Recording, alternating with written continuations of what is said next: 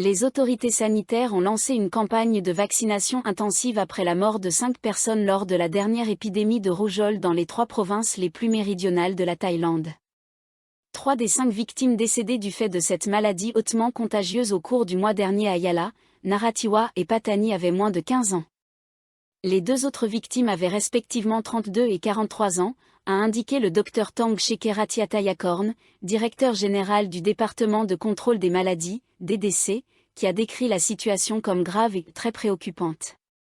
Du 1er janvier au 2 septembre, un total de 4 408 personnes étaient soupçonnées d'avoir contracté la rougeole, avec 2 371 cas confirmés par des tests de laboratoire. Parmi les personnes infectées, 371 ont développé une pneumonie comme complication.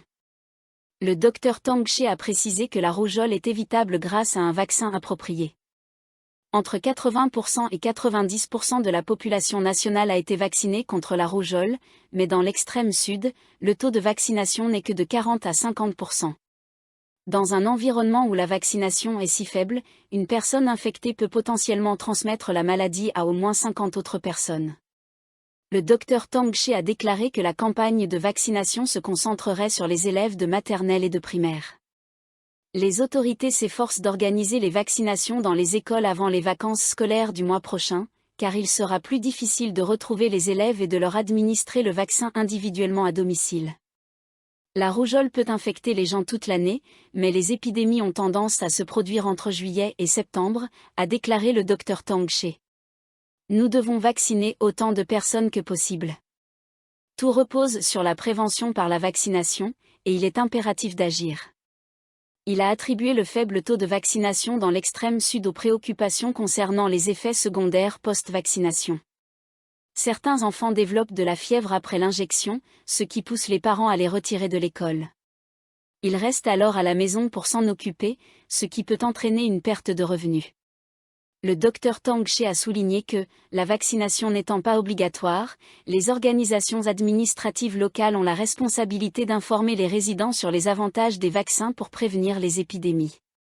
Le Dr Woreya Luong, directrice de la division des maladies contagieuses générales du département, a expliqué que le vaccin contre la rougeole est administré en 2 doses, la première entre 9 et 12 mois, et la seconde à 18 mois.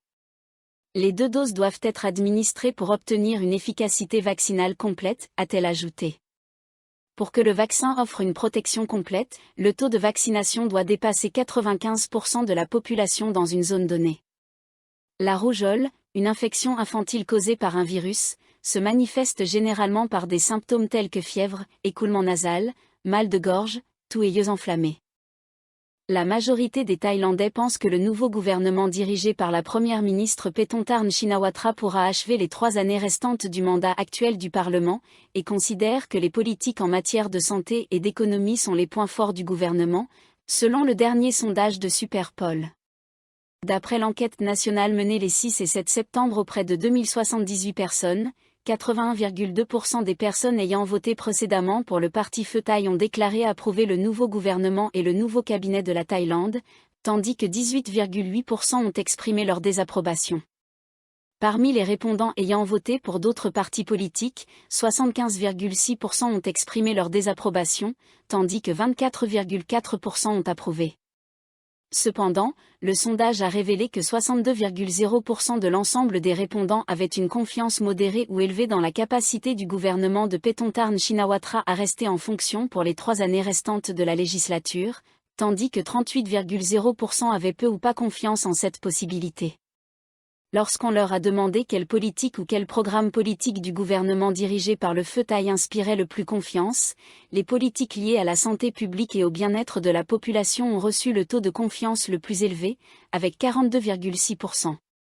Les politiques de promotion du soft power et de relance du tourisme et de l'économie du pays ont obtenu le 2e taux de confiance le plus élevé, avec 33,7%, suivi des politiques de résolution des problèmes économiques, 33,2%, de lutte contre les stupéfiants, 25,3%, et de lutte contre les escroqueries téléphoniques et les cybercrimes, 23,9%.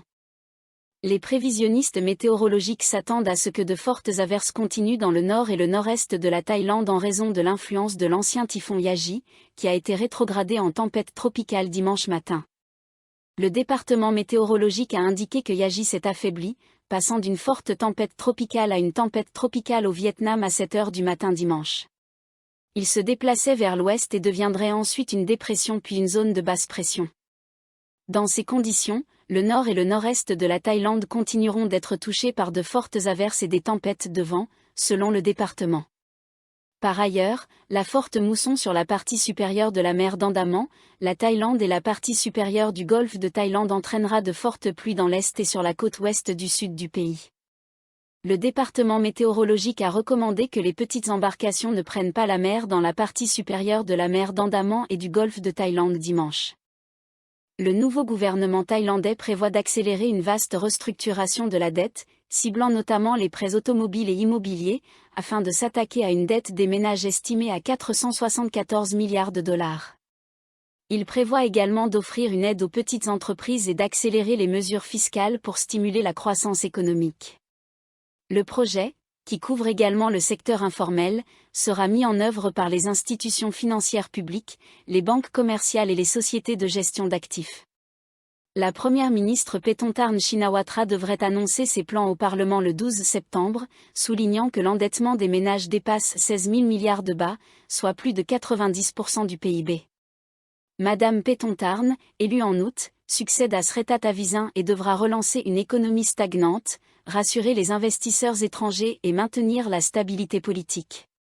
Elle prévoit de poursuivre les initiatives politiques de son prédécesseur tout en s'inspirant de la feuille de route économique de son père, Thaksin Shinawatra.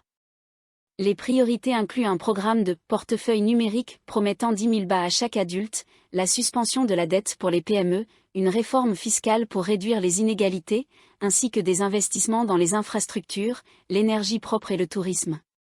Le gouvernement prévoit également de réviser la Constitution pour renforcer la démocratie et l'état de droit, et de résoudre la crise de la drogue en coopération avec les pays voisins. La majorité des habitants du Sud, bastion politique des démocrates, désapprouve la décision du parti de rejoindre le gouvernement dirigé par le Pheu Thai et envisage de ne pas voter pour ce parti historique lors des prochaines élections ou de revoir leur position, selon un sondage réalisé par l'Institut national d'administration du développement. Le sondage a été mené les 2 et 3 septembre par téléphone auprès de 1310 personnes âgées de 18 ans et plus, de divers niveaux d'éducation, profession et revenus dans 14 provinces du Sud. Il visait à recueillir des opinions sur le vote unanime du Parti démocrate pour rejoindre la coalition menée par le Pheu Thai, un rival de longue date. Lorsqu'on leur a demandé leur avis sur cette décision du parti politique de 78 ans, les réponses étaient les suivantes. 54,19% sont totalement en désaccord. 14,58% sont modérément en désaccord. 12,98% sont totalement d'accord. 11,91% sont modérément d'accord. 6,34% ne savaient pas ou n'étaient pas intéressés. Interrogés sur leur intention de voter pour des députés du Parti démocrate lors des prochaines élections, les réponses étaient 41,37% ne voteraient pas pour eux. 41,15% sont encore incertains. 17,48% continueraient à voter pour les démocrates.